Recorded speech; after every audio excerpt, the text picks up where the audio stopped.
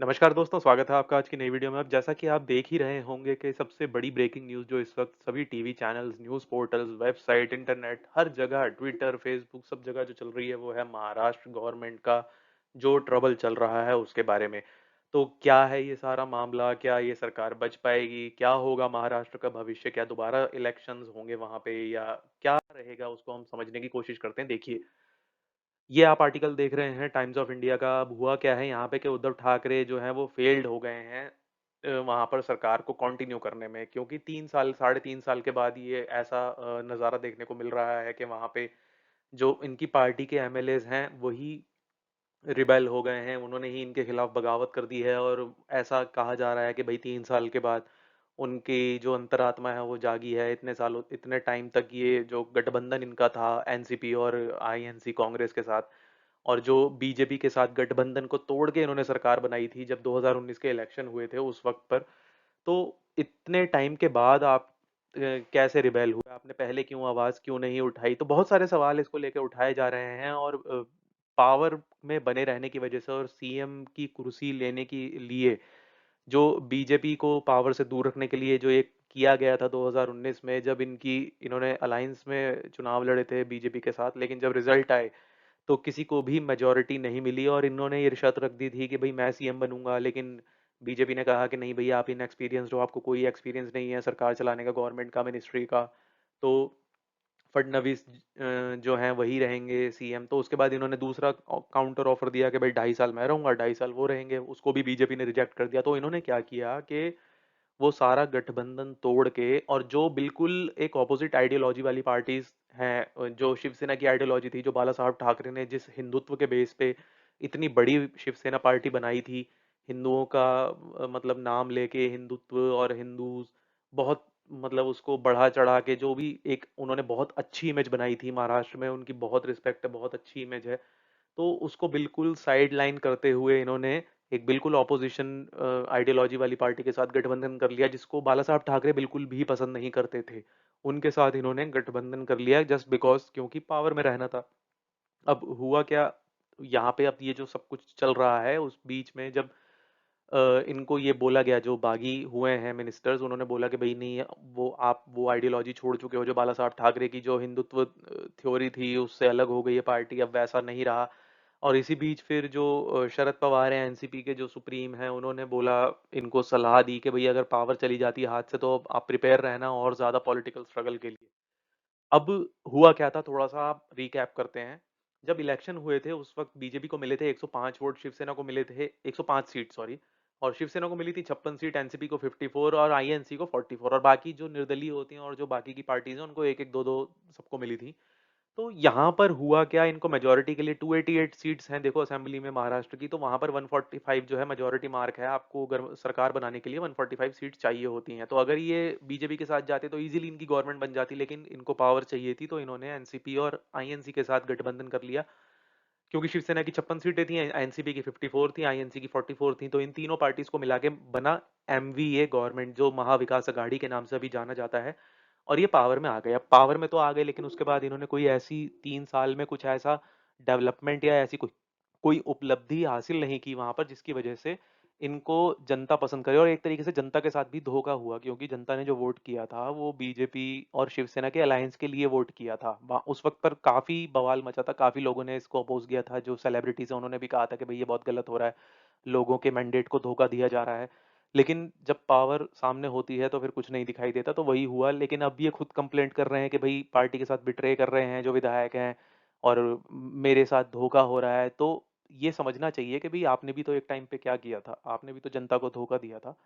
तो वही अब चीजें रिपीट हो रही हैं। हालांकि इनको अभी भी ये लग रहा है कि भाई मेरी क्या गलती है। इन्होंने एक प्रेस कॉन्फ्रेंस करी कल, जिसमें इन्होंने बोला, काफी रिक्वेस्ट की, उसके बारे में हम आगे बात करेंगे। तो अभी फिलहाल ये गणित आपने समझ लिया कि भाई कितनी मेजोरिटी सीटें चाहिए थी। और अब जो विधायक बागी हुए हैं, जो जिनका नाम आ रहा है एकनाथ शिंदे, वो अपने साथ बाकी के विधायकों को ले गए हैं और उन्होंने ये कह दिया कि भाई मेरे पास इनफ नंबर ऑफ एमएलएज हैं जो आराम से, अगर हम गठबंधन करें तो हमारी पार्टी बन सकती है, या अगर हम नई पार्टी भी बनाना चाहें तो वो भी बन सकती है और सरकार गिर सकती है। उन्होंने क्लियरली बोल दिया है ये। अब उनके ऊपर एक जो पॉसिबिलिटी देखी जा रही है वो ये भी है कि एंटी डिफेक्शन लॉ लग सकता है। एंटी डिफेक्शन लॉ क्या है? दल बदलू दल बदल जो कानून है वो, तो ये कब बना था? ये बना था 18 मार्च 1985 को बना था, इफेक्ट में आया था। और प्रेसिडेंट का अप्रूवल इसे मिल गया था 15 फरवरी 1985 को। और इसमें था क्या कि भाई तीन चीजें थी जिसपे किसी भी एमएलए की जो मेंबरशिप है वो कैंसिल हो सकती है, कि या तो वो खुद रेजिग्नेशन दे दे, या वो पार्टी के साथ धोखा कर दे, चीटिंग कर दे, बार बार दल बदल रहा है, इधर उधर जा रहा है, या फिर वो मतलब कभी कोई क्रूशियल वोट पड़ना हो, कभी बहुत इंपॉर्टेंट वोटिंग होती है, जैसा कि आपने सुना होगा कि बीजेपी व्हिप जारी करती है जब भी कोई बिल पास करना होता है लोकसभा में, राज्यसभा में, तो सारे उनके मेंबर्स जो हैं वो प्रेजेंट रहते हैं। तो ऐसे टाइम पर अगर कोई एब्सेंट रहता है तो इन तीन केसेस में जो है उसको निकाल दिया जाता है, वहां से उसकी सीट चली जाती है, जो भी वो मेंबर होता है, एमएलए सीट उसकी खत्म हो जाती है वहां से। अब ये इंट्रोड्यूस किसने किया था? ये इंट्रोड्यूस किया था श्री राजीव गांधी जी ने। और जो ये कमेंस्ड हुआ था वो 15 फरवरी को हो गया था 1985 को, और पब्लिश हुआ था 24 जनवरी को। इन्होंने संसद में पेश किया था क्योंकि जिस उस वक्त के दौरान काफी ऐसी घटनाएं हुई थी कि भाई अ, लोग जीत गए, उसके बाद दल बदल रहे हैं, इधर जा रहे हैं, उधर जा रहे हैं, तो बहुत सारी घटनाएं ऐसी हुई थी जिसको देखते हुए इन्होंने ये स्टेप लिया था। अब ये आते हैं हम प्रेस कॉन्फ्रेंस पे जो इन्होंने कल करी थी, उद्धव ठाकरे जी ने। इन्होंने काफ़ी कोशिश की कि जो विधायक जो बागी हो गए हैं, जो चले गए हैं छोड़ के, और जो गुवाहाटी में हैं इस वक्त, के भाई वो वापस आ जाए, आप मुझसे बात करो, क्या प्रॉब्लम है, बैठ के डिस्कस करते हैं, लेकिन उसका कोई रिजल्ट निकला नहीं। अब जो एकनाथ शिंदे हैं, इनकी पार्टी के बहुत मजबूत नेता हैं और बहुत अच्छा बैकग्राउंड है उनका, बहुत हम्बल बैकग्राउंड है। जब उन्होंने पार्टी ज्वाइन की थी तो वो काफ़ी छोटे लेवल पे थे, बिल्कुल बेसिक लेवल से उठ के वो इस लेवल तक पहुंचे हैं कि आज वो जिस पोजीशन पर हैं अभी। ठाणे के वो एमएलए थे और काफ़ी उन्होंने मेहनत करी है। वो ऑटो रिक्शा चलाते थे, ऐसा कहा जाता है कि भाई ऑटो रिक्शा ड्राइवर थे, लेकिन अपनी मेहनत के दम पर आज यहाँ तक पहुंचे हैं। और काफ़ी अच्छी पोजीशन उन्होंने पार्टी के अंदर भी, शिवसेना में, और समाज के अंदर भी अपनी बनाई है। और उनके बेटे जो हैं वो भी लोकसभा में मेंबर हैं शिवसेना की तरफ से। अब वो कह रहे हैं भाई देखो 37 चाहिए, और उन्होंने कह दिया कि भाई 37 से ज्यादा हैं। जब ये आर्टिकल पब्लिश हुआ था कल, उस वक्त 37 एमएलए उनके साथ थे, और आज सुबह जब मैं ये वीडियो रिकॉर्ड कर रहा हूँ अभी, तो अभी वो नंबर जो है वो 40 से ऊपर जा चुका है। अब इनके एमएलए आपने देखे थे स्टार्टिंग में, जो मैंने आपको स्लाइड दिखाई थी कि 56 एमएलए, 56 सीटें इनकी आई थी, तो 56 में से ऑलमोस्ट 42 एमएलए जो हैं वो एकनाथ शिंदे को सपोर्ट कर रहे हैं। तो ऑलमोस्ट पार्टी की मेंबरशिप ही, मतलब इनकी, उद्धव ठाकरे के हाथ से पार्टी ही हो सकता है निकल जाए। क्योंकि अगर उन्होंने क्लेम कर दिया कि भाई हमारे पास मेजोरिटी एमएलए हैं और हम इस पार्टी को रिप्रेजेंट करते हैं, we are the original representer of Shiv Sena, तो हो सकता है कि वो शिवसेना का जो साइन है, जो त्रिशूल का, और जो वो उस पे तीर होता है, उसका जो साइन सिंबल है वो उनको मिल जाए, ऐसी पॉसिबिलिटी है। वो इलेक्शन कमीशन के पास जाएगा, हालांकि वो उनका डिसीजन होता है इलेक्शन कमीशन का। अगर वो सेटिस्फाइड होते हैं इनकी आर्ग्यूमेंट से, जो ये दलीलें पेश करेंगे, तो वो दे सकते हैं। और हो सकता है कि इनकी सदस्यता भी चली जाए उद्धव ठाकरे जी की, और पार्टी भी चली जाए इनके हाथ से, ऐसी पॉसिबिलिटी है। तो इन्होंने कल काफ़ी रिक्वेस्ट करी सभी एमएलए से कि भैया आप वापस आइए, मेरे से कोई क्या आप डिस्कस कीजिए, हम बैठ के बात करते हैं। और उस पे जो कमेंट आया, जो एकनाथ शिंदे हैं, उन्होंने उन्होंने कहा कि भाई देखो, हमें आपसे कोई प्रॉब्लम नहीं है, हमें शिवसेना से कोई प्रॉब्लम नहीं है।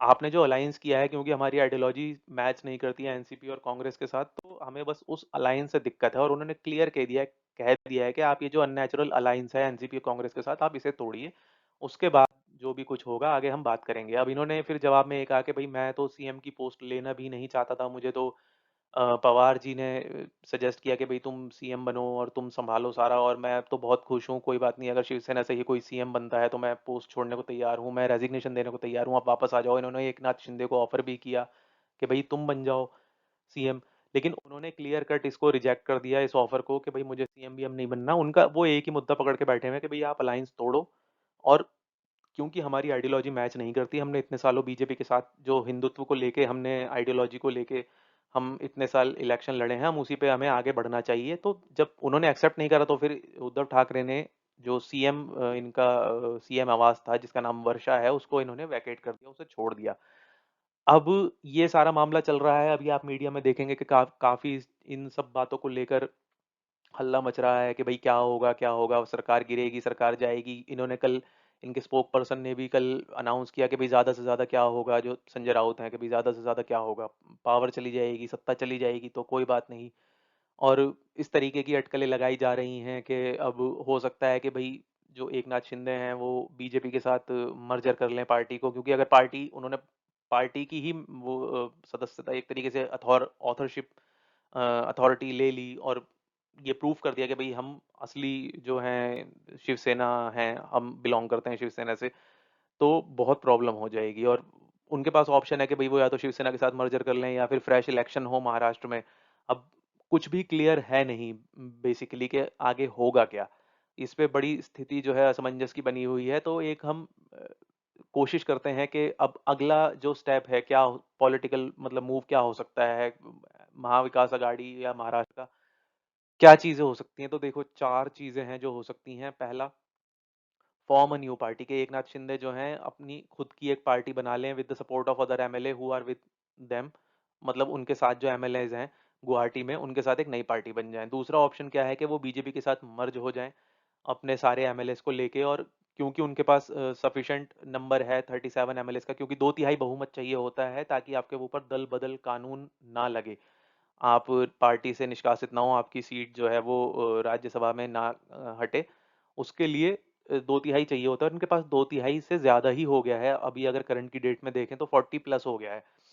तो एक तो वो मर्जर हो सकता है, अगर इनको पेश होना पड़ेगा कि भाई गवर्नर को अप्रोच करेंगे और उसके बाद सारा जो भी प्रोसीजर होगा वो फॉलो किया जाएगा। तीसरा ऑप्शन क्या है कि शिवसेना उद्धव ठाकरे जो है वो अलायंस अपना तोड़ दें और वो बीजेपी के साथ मर्जर कर लें। तो तीसरा ऑप्शन ये है इस पॉलिटिकल क्राइसिस को रोकने का और वाप नॉर्मल लाने का। लेकिन उसमें ये होगा कि उन्हें सीएमशिप छोड़नी पड़ेगी, क्योंकि फिर वो सीएम बनेंगे देवेंद्र फडणवीस जी। ठीक है। अब तीसरा ऑप्शन तो ये हो गया। अब चौथा ऑप्शन बहुत ही मतलब उसके चांसेस दूर दूर तक नहीं है। चौथा ऑप्शन है कि भाई जो एमएलएस गए हैं वो घर वापसी आ जाएं। जो 40-42 एमएलएस गए हैं शिंदे जी के साथ, एकनाथ शिंदे के साथ, वो सारे वापस आ जाएं और बैठ के अपना बातचीत करें और अपने जो भी प्रॉब्लम्स हैं, मिसअंडरस्टैंडिंग है, उसको सुलझाएं आपस में। अब देखने वाली बात ये होगी कि इन 4 ऑप्शन में से क्या होता है। वैसे जो जितने भी सीनियर लोग हैं, जितने भी एक्सपर्ट लोग हैं, उनका तो यही मानना है कि भाई जो सबसे बेस्ट तरीका है वो यही है कि आप एक बिल्कुल क्लियर फ्रेश इलेक्शन करवाएं महाराष्ट्र में, ताकि जो जनता है, जनता के साथ किसी तरह का धोखा दोबारा ना हो। वो इंडिविजुअल अपने मैंडेट दें जिसको भी वो चाहते हैं उनको, और एक प्रॉपर गवर्नमेंट जो है वो वहां पर फॉर्म हो। हालांकि अब 2024 में दोबारा इलेक्शन होने हैं, आधा साल ये निकल चुका है, तो 1.5 साल के लिए जो भी गवर्नमेंट होगी, चाहे ये कंटिन्यू रहे या नई गवर्नमेंट आए, उसके पास 1.5 साल का ही वक्त होगा। अब देखने वाली बात है ये कि आगे क्या होता है और महाराष्ट्र की ये पॉलिटिकल स्थिति किस लेवल पे आगे जाती है। तो इसको हम देखेंगे, आगे कवर करेंगे। अगर इस पर ज़रूरत पड़ी कोई वीडियो बनाने की तो मैं ज़रूर बनाऊंगा। लेकिन करंट अफेयर की नज़र से ये वीडियो मैंने ज़रूरी समझी, इसलिए मैं ये बनाई ताकि आपको पता रहे कि भाई पॉलिटिकली क्या हो रहा है हमारे देश में। हम बाहर की तो हम बात करते ही हैं, जियोपॉलिटिकल लेवल पर हम कोशिश करते हैं कि आपको वीडियो ला के दें, लेकिन अपने देश के बारे में भी अगर कोई इंपॉर्टेंट बहुत बड़े लेवल पे कोई चीज़ हो रही है तो उसके बारे में पता होना चाहिए। तो इसी के बारे में ये वीडियो थी।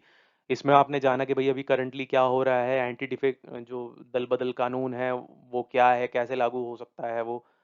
2/3 इनको बहुमत चाहिए और अगर वो नहीं हो पाया तो हो सकता है कि इनकी सीट्स चली जाएं, और क्या क्या पॉसिबिलिटीज़ हैं। सारी चीज़ें इस वीडियो में कवर करने की कोशिश की है हमने। आई होप आपको वीडियो पसंद आई होगी। आपके इस बारे में क्या थॉट्स हैं, आप कमेंट सेक्शन में ज़रूर बताइए।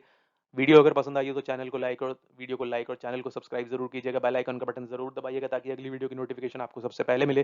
तो जल्दी ही मिलते हैं आपसे अगली वीडियो में। तब तक के लिए जय हिंद, जय भारत।